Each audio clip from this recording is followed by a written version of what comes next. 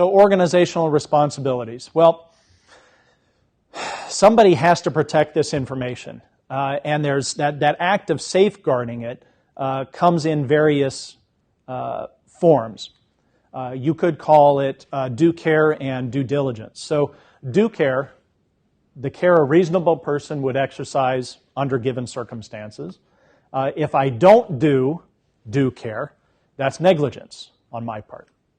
Then there's also this notion of due diligence. So due diligence is a precursor to due care, and it's the things I do now to make sure that if something does happen, I'm avoiding harm to a person or an organization.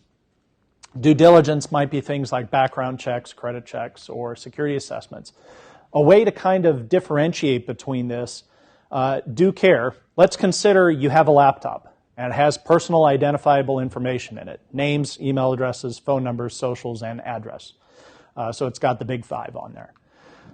Due care might be, well, I've got this laptop and I left it in my car unattended, and I put a sign on it that said, this is a laptop with PII. I have not exercised due care. Due diligence, on the other hand, would be, well, I'm the CIO of a company, and I have users who I know leave laptops lying around in their cars.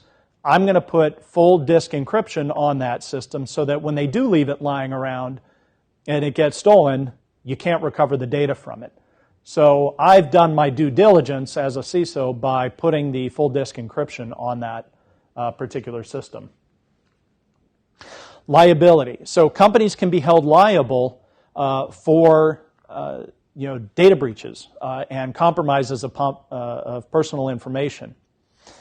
Most of the financial impact from data breaches and most of the liability from it is financial. And it comes from fines.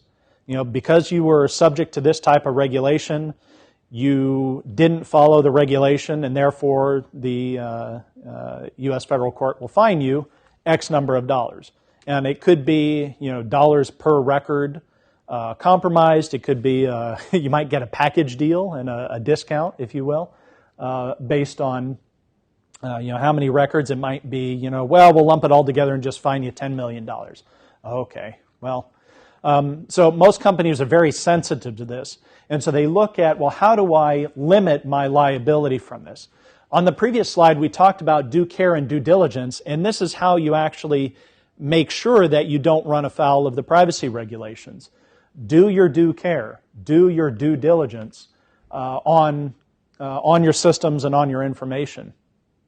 Then look at things like end-user agreements, licenses, and even disclaimer statements to a certain degree. These won't protect you completely, but this is why you now see, every time you install a piece of software, anytime you enter a vendor relationship, there's usually some type of, disclaimer statement about limited liability, and this is why.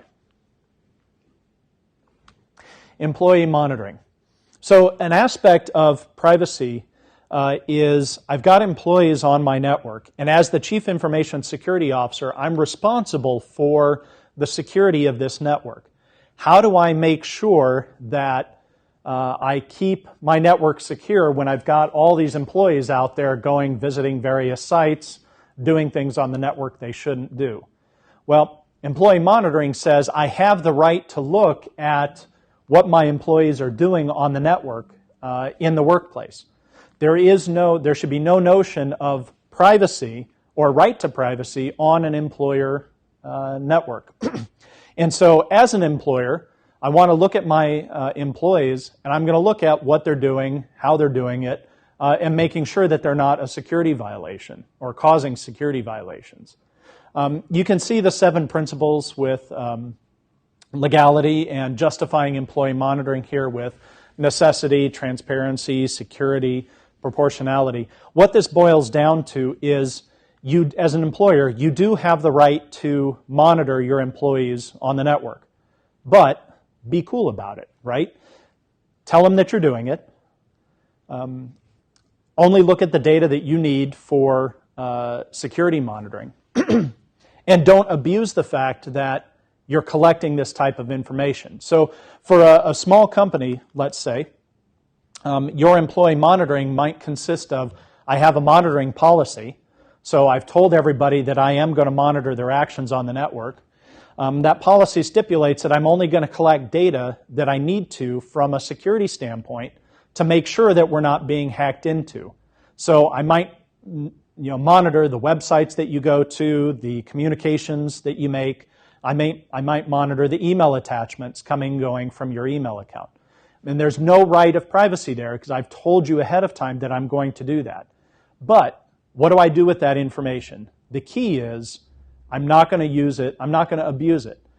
I'm going to take that information, monitor for security incidents, and then dump it.